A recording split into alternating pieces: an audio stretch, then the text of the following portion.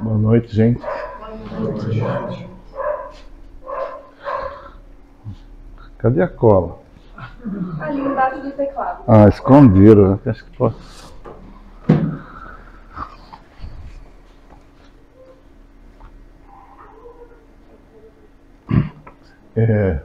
O tema hoje da noite, ir e pregar, né? Quem disse isso foi ele, né? Jesus, né? Para que todos nós que recebemos, né, passássemos adiante a sua mensagem. Ele diz isso aos seus discípulos naquela época, mas não disse só para eles, né?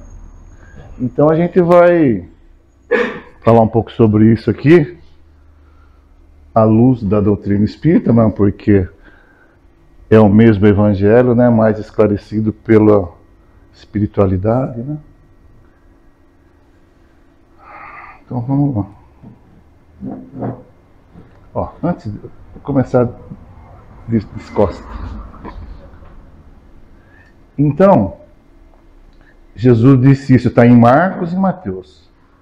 Ide por todo o mundo e pregai o evangelho a toda criatura. Portanto, ide e ensinai, né? Então, Jesus foi quem disse isso sobre o evangelho.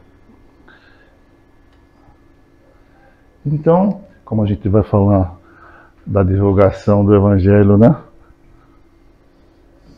Segundo a doutrina espírita, que é a mesma coisa. Então a gente tem no livro Estude Viva, né, de Emmanuel, né, psicografado pelo Chico, esse trechinho aqui. Recordemos que o Espiritismo nos solicita uma espécie permanente de caridade. A caridade da sua própria divulgação. Então isso aqui é muito conhecido, todos nós já ouvimos, às vezes é falado de uma maneira diferente. A maior caridade que pode fazer pela doutrina é a sua divulgação. Então a gente vê a importância da divulgação. É esse ir e pregar. Porque o evangelho fala do quê? De amor, né? De caridade. E a doutrina espírita, né? Tanto é que não por menos Kardec definiu como lema: fora da caridade não há salvação.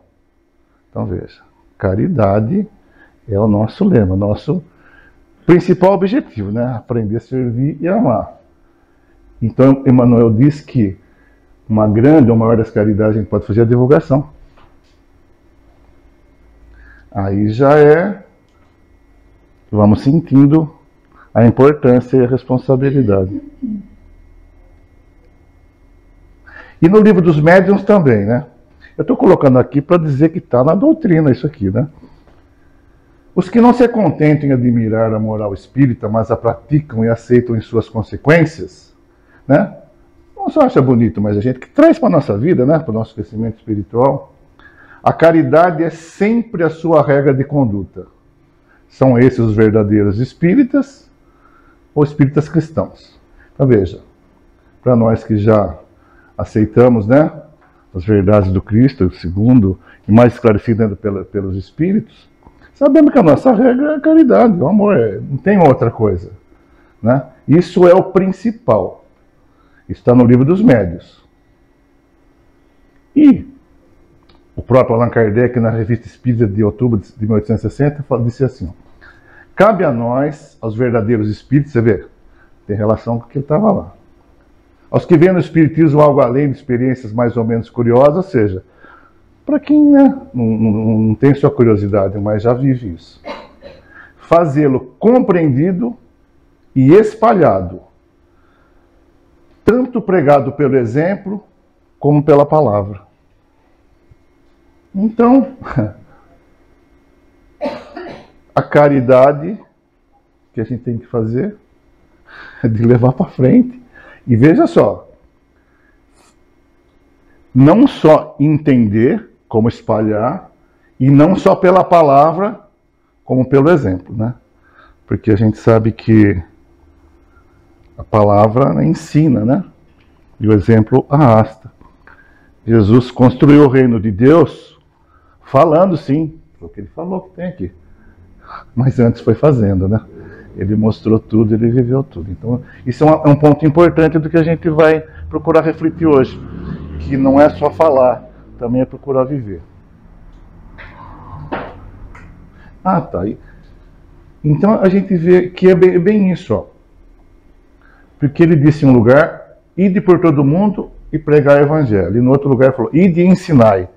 E tem uma diferença entre pregar, que é falar, levar informação, conhecimento, e ensinar.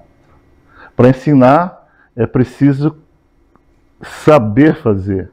É preciso fazer para mostrar como fazer.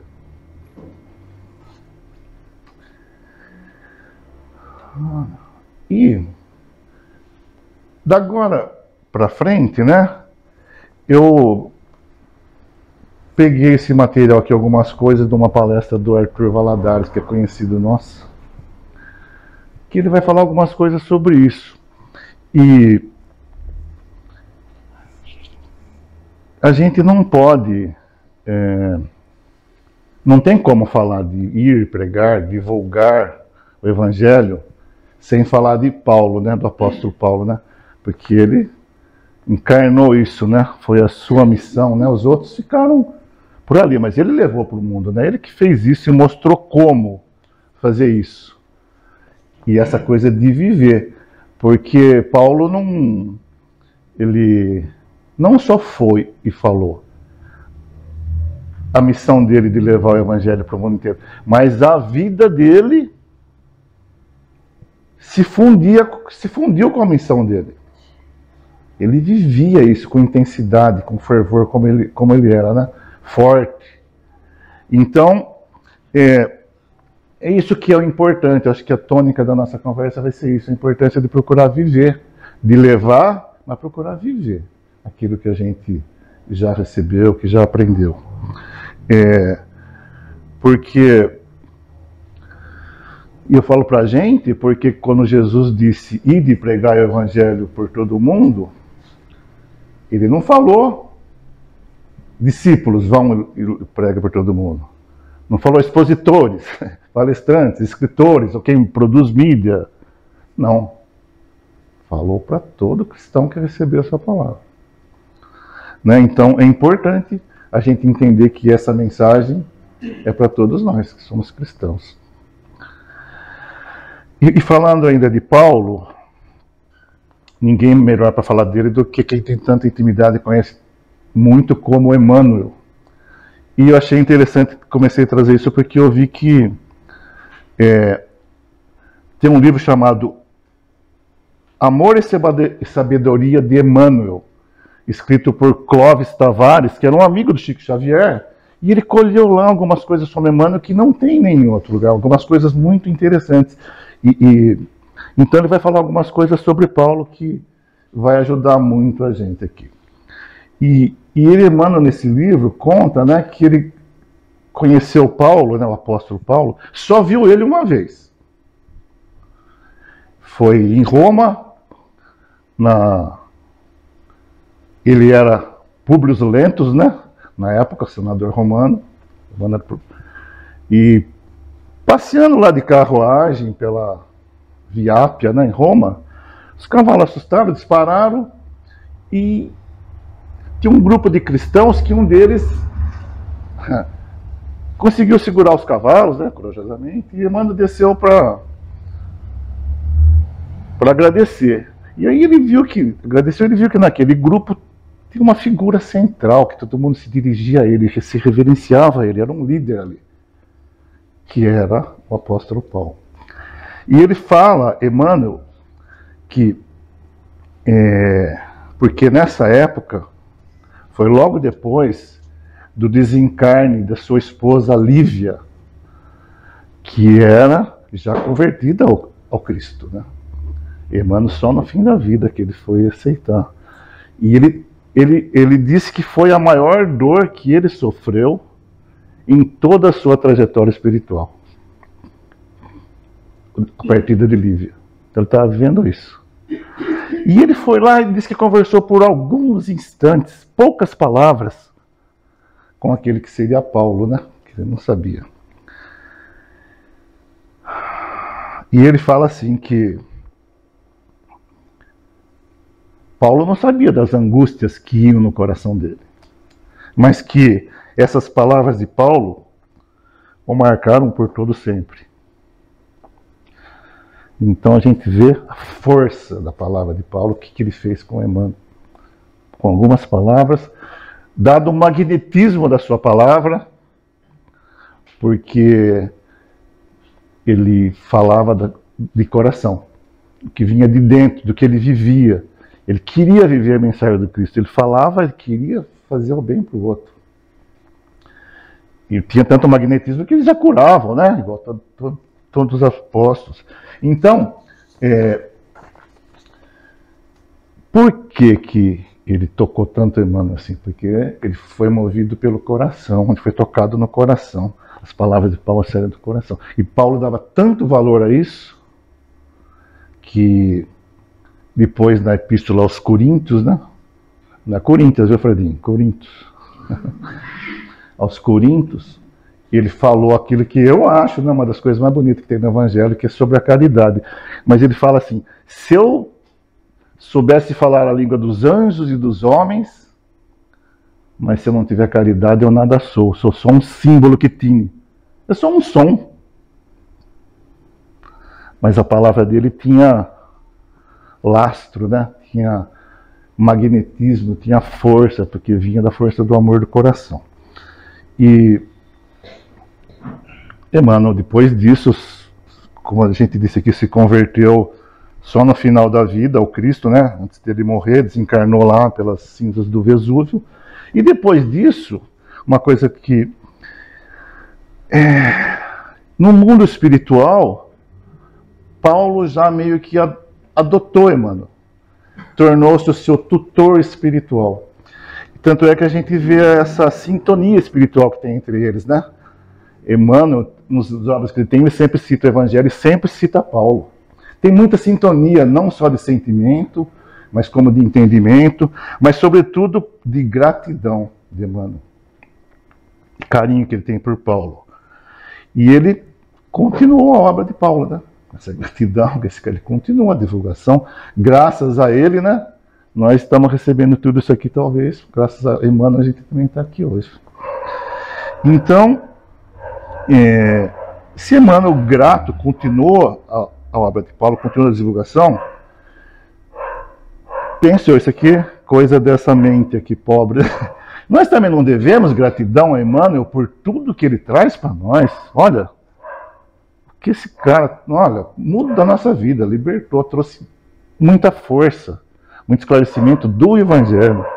Será que nós também, por gratidão a ele por tudo que recebemos, não sentimos no dever, na obrigação de passar essa palavra adiante? De compartilhar tudo isso que a gente recebeu?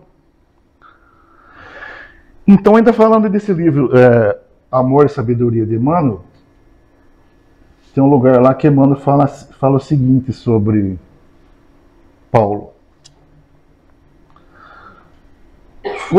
Paulo foi o agricultor humano que conseguiu aclimatar a flor divina do Evangelho sobre o mundo. Olha que interessante, né? Aclimatar a flor divina do Evangelho sobre o mundo. Aclimatar é torná-la possível de ser plantada, de nascer, de viver num clima árido, né? Como era dos corações daquela época. Difícil, né? E ele, como um bom agricultor, conseguiu fazer isso.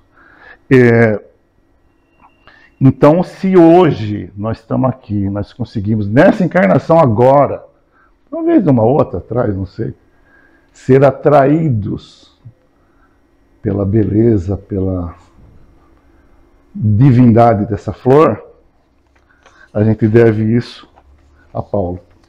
E também aqueles outros corações que durante séculos que vieram de lá para cá, mantiveram essa flor no mundo à custa de muitos esforços. Era difícil falar do Evangelho, pregar, viver. Então, para que a gente só agora pudesse reparar na beleza dessa flor, né? Na profundidade, na importância que tem para nossas vidas, porque antes a gente nem olhava para a flor, nem olhava para a flor, não reparava. Os nossos olhos ainda não estavam treinados para ver a beleza do Evangelho, da mensagem do Cristo. Então, o que a gente pode entender como isso é que Paulo, né, como um agricultor, como um bom agricultor, ele procurava conhecer o solo antes de semear a boa nova, antes de semear o Evangelho.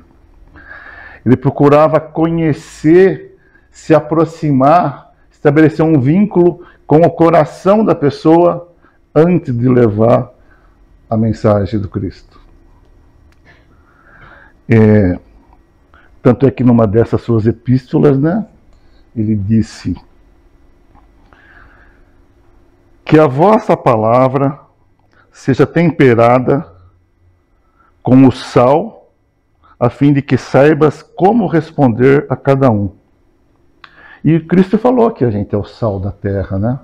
Ou seja, essa palavra, assim como o sal, que é uma palavra forte, que dá o tempero na vida, né? Que as coisas de Deus, que as coisas que Jesus falou, ela tem que saber ser dosada, tem que saber ser levada, dependendo do conhecimento, da evolução espiritual, do estágio da pessoa. Tem que ter tem que saber dosar a medida para cada coração. Então isso é uma coisa também muito, muito importante. Muito importante. Antes de querer, de falar, de fazer, de mostrar, sentir aquela pessoa, o que ela é, o que ela está fazendo, o que ela sente, por que ela está daquele jeito, o que ela precisa, o que ela vai conseguir assimilar, o que vai ser bom para ela. Isso é muito importante. Para depois levar o sal da ternura, da verdade, do tato, da sensibilidade, né? Ou seja, primeiro estabelecer o vínculo de coração, para depois jogar a semente. Muitas vezes a gente pensa, tem que ter vontade de alguma pessoa, mas se aquela pessoa está passando fome, sede, né? Não tem o que vestir, não tem onde morar, está doente, ele precisa primeiro de comida, de remédio, né? É preciso estabelecer primeiro esse vínculo, depois, se possível, sim, levar uma mensagem para ajudar, porque isso é importante também, né? Também é importante. Então,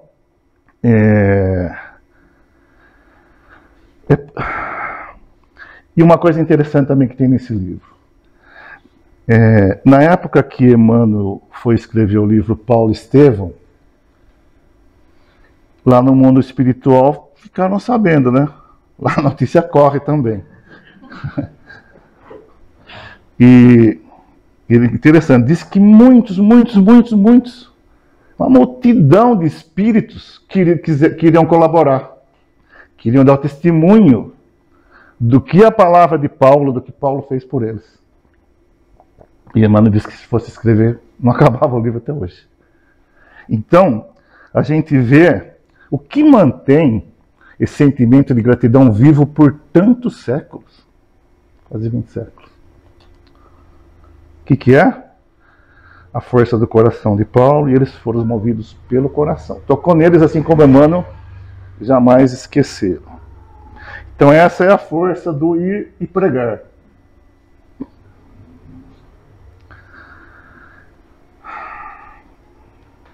Primeiro,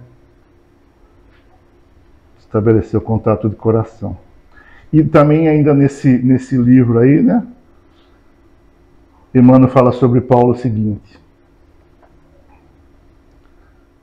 Paulo foi o lidador de sol a sol. Ele não tinha, como a gente já falou no começo, a missão de Paulo se confundiu com a sua vida. Ele vivia aquilo, se preparava para aquilo, só fazia aquilo. Se uma coisa não dava certo, ele mudava. Tudo era em função dele levar a mensagem, dele converter as pessoas. E ele não era assim, não dava para separar o Paulo pregador, divulgador, do Paulo tecelão, né? O rabino que ele foi. Eu acho que ele foi tendo suas fases, mas era uma coisa só. Era o tempo todo Paulo vivendo dessa missão de levar a mensagem do Cristo para todos. Então, a gente tem que pensar também, né?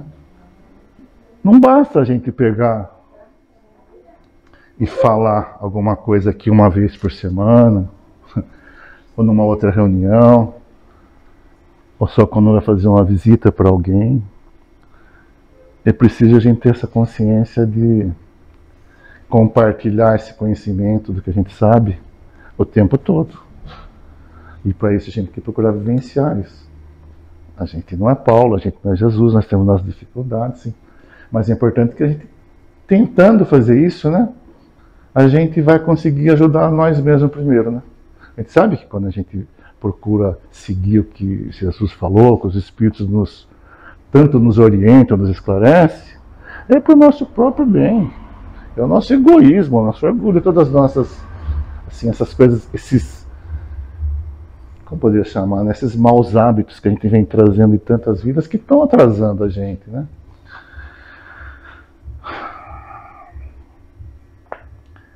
E também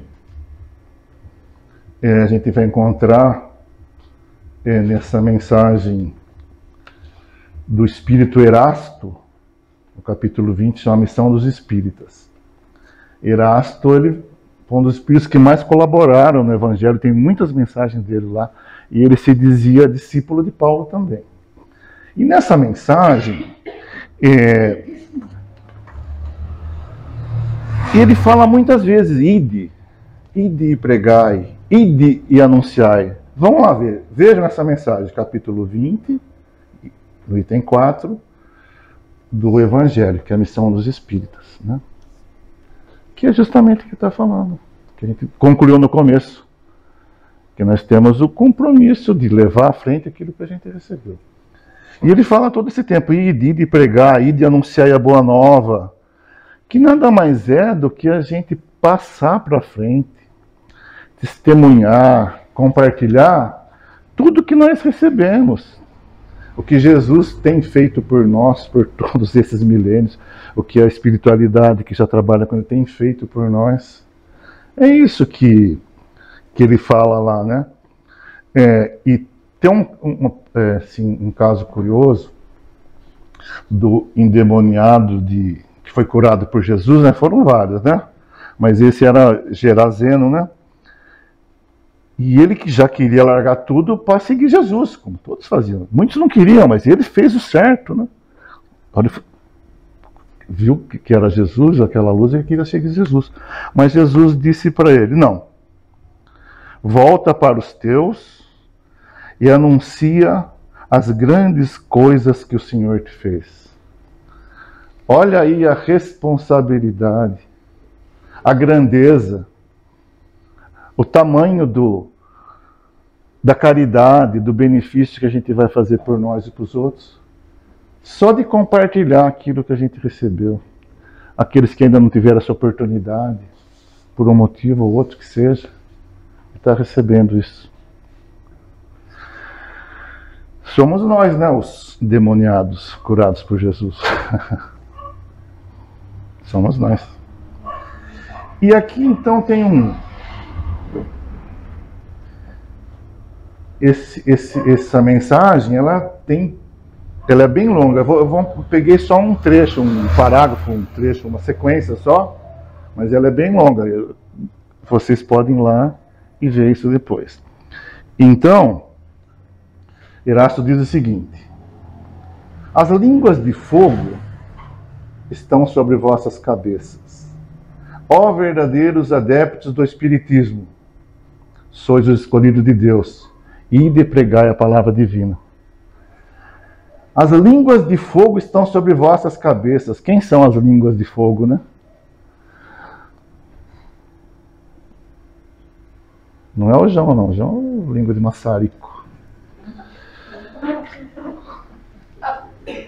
São os espíritos, que já a gente vê lá no Evangelho, falava em línguas de fogo.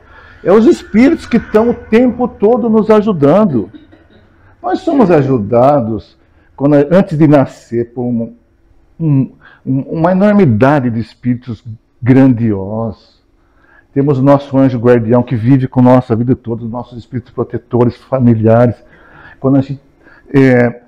Quando a gente está aqui, a gente não tem noção da quantidade e da qualidade desses espíritos que estão assistindo a gente. Se a gente estiver num grupo de estudo, se a gente estiver lendo em casa uma obra, eles estão lá para ajudar a gente. Se for visitar alguém, for falar para alguém na fila do supermercado, alguma coisa, eles estão lá com a gente. Então as línguas de fogo estão sobre nossa cabeça. E a gente vai falar, mas eu não... muitos aqui não vão falar, não vão pensar, mas eu ainda não posso, eu não sei, eu tenho medo, eu sou pequeno. Mas Paulo, falando em Paulo, ele dizia, né, que nós somos vasos de barro, quebra, frágil, mas podemos transportar a água viva do Evangelho.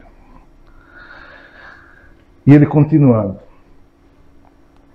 é chegada a hora em que deveis sacrificar a sua propagação, né? Ou seja, em favor da divulgação do Evangelho, temos que sacrificar os vossos hábitos, os vossos trabalhos, as vossas ocupações fúteis, e de pregar convosco estão os espíritos elevados. Então veja, está esclarecendo a gente da importância da gente levar essa mensagem, que é muito mais importante até que trabalho. Talvez a gente não precisa trabalhar 24 horas por dia, nem 20, para ficar juntando coisa, quando a gente sabe que isso não vai ser importante, não vai agregar para a gente nada no nosso crescimento espiritual, no nosso. Mas que hábitos seriam esses, né? Seriam...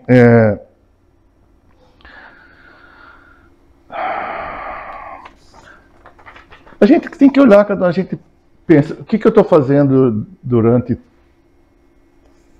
o meu tempo, do dia, da semana, do mês, dessa vida? Para que está servindo isso que eu faço?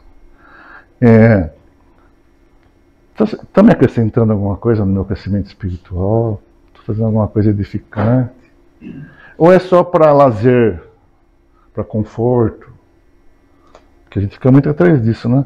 Será que a gente não poderia dedicar um tempo maior para o estudo, para a leitura, para uma atividade edificante, seja ela qual for? Né? Colaborar com as pessoas, seja numa entidade social, seja... enfim, tanta coisa.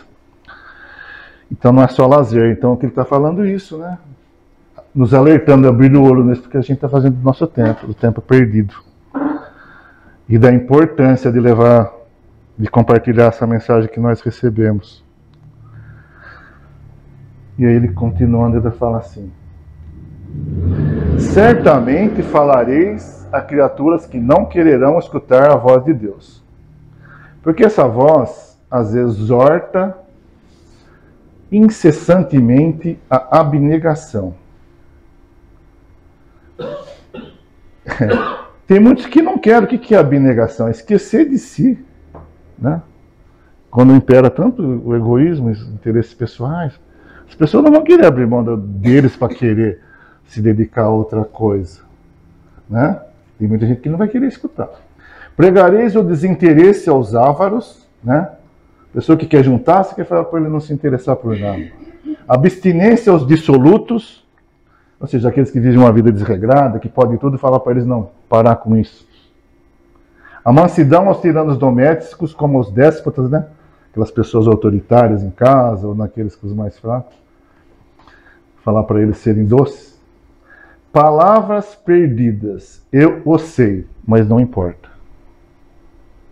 Você ter consciência disso. Vai mudar as pessoas. Muita gente não vai querer ouvir. É o que, como João Batista, né? Ele tinha a sensação de ser uma voz no deserto, né?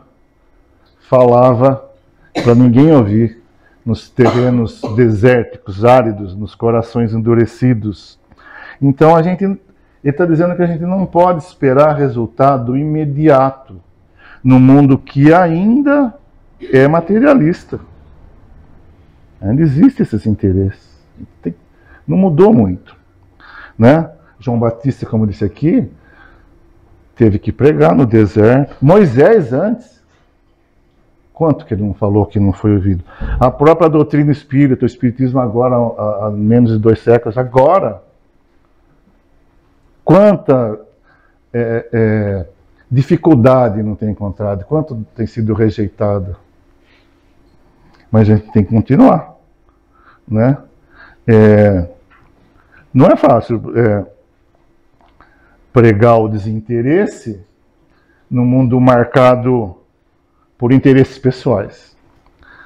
Pregar indulgência, tolerância, num mundo marcado pela soberba, pelo orgulho. Falar de perdão, num mundo que tem tanto ódio, tanto antagonismo, né? Tanta disputa. Falar de paz, num mundo ainda tão marcado por conflitos, guerras que a gente vê. Mas, diz Erasto, é preciso semear, é preciso ir e pregar, que um dia vai frutificar. Está mais fácil do que antes, né? Daqueles que estavam no solo, trabalhando no solo duro, né? Olha lá. Faça mister, ou seja, é preciso que regueis com os vossos suores o terreno onde tendes de semear. Porquanto ele não frutificará e não produzirá, senão sobre os reiterados golpes da enxada e da charrua do Evangelho. Ide e pregai.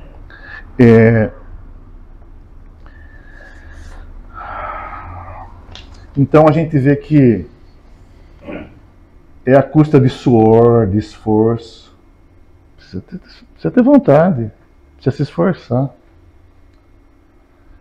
A golpe de reiterados da enxada e do arado, né? Ou seja, tudo, por mais difícil que seja, e a gente sempre ouve aqui que toda palavra que é levada, todo gesto de amor, ainda que ele, quando a pessoa não aceita na hora, ele fica na sua psicosfera. Um dia aquilo vai entrar. Então, um dia vai frutificar. É preciso, não é a gente ser insistente, ficar mais, fazer o que é possível, né?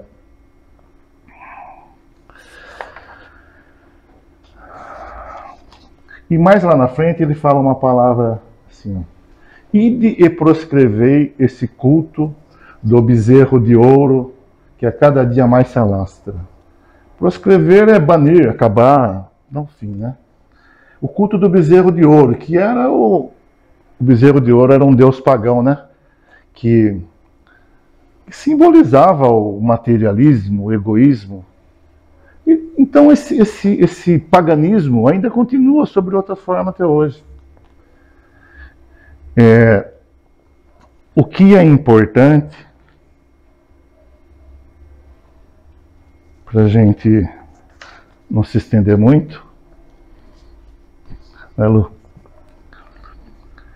É terminar falando o seguinte, que tudo isso que a gente está falando é importante. Jesus recomendou isso aos seus discípulos.